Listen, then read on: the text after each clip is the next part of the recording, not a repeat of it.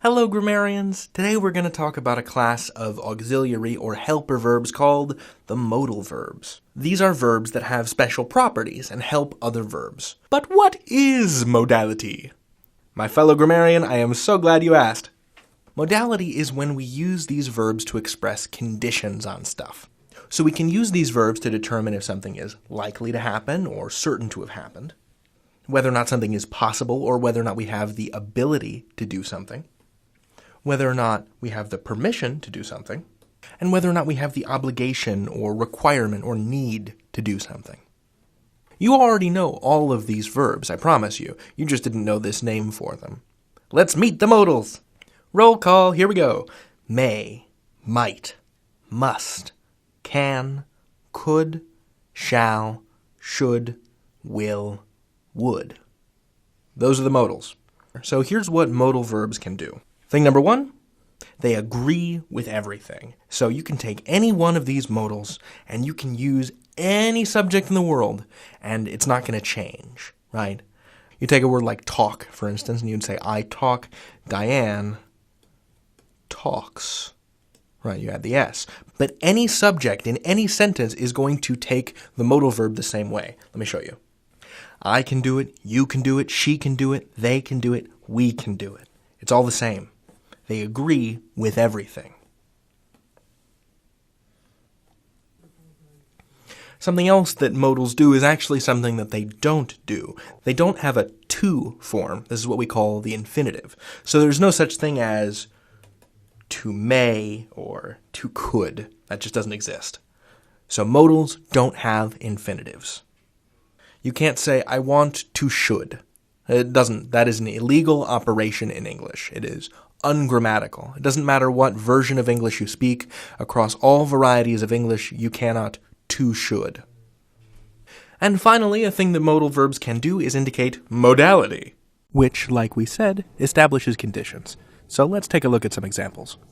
So the word must, right? We can use the word must in a couple of different ways. So if you imagine a detective looking up from some tracks, some muddy boot prints on the floor with her magnifying glass, she looks up and she says, he must have gone that way. That detective is using must to express like a likelihood, a high likelihood. This must have happened. But if you're at an amusement park and the roller coaster you want to ride has a height requirement, the sign probably says, you must be this tall to ride the Doom coaster. This is like a necessary condition. By a similar token, if you enter someone's house and they demand that you take off your shoes, they would say, you must remove your shoes. Similarly, with may, we can use may to express a possibility, like saying it may rain, that's something that could possibly happen, or to give someone permission, like you may enter. You can use a word like can to express ability. You could say, I can eat 10 pounds of broccoli, and that's expressing your ability to do a thing. We also use modal verbs like this to talk about conditions or stuff that isn't going to happen or maybe could happen. And so, for example, in this sentence, we would say, I would make the bed, but I'm tired. Because the possibility exists, however remote, that the bed would be made by me, but I don't feel like it. So I'm using would to offer an excuse. I'm saying this could possibly happen, this would happen, except for this one other problem, which is that I'm sleepy.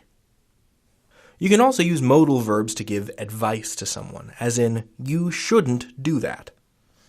And something that is special to will, and to a lesser extent shall, is that they can form the future. Shall used to be a lot more popular, and it still is in British English, but less so in standard American. So you would say, he will win the competition, or he shall win the competition. And use of this modal verb, will or shall, indicates that that thing that you're talking about is happening in the future. These verbs are very powerful. You should learn how to use them, and in fact, if you can complete the exercises, then you will master these tricky verbs. You can learn anything. David out.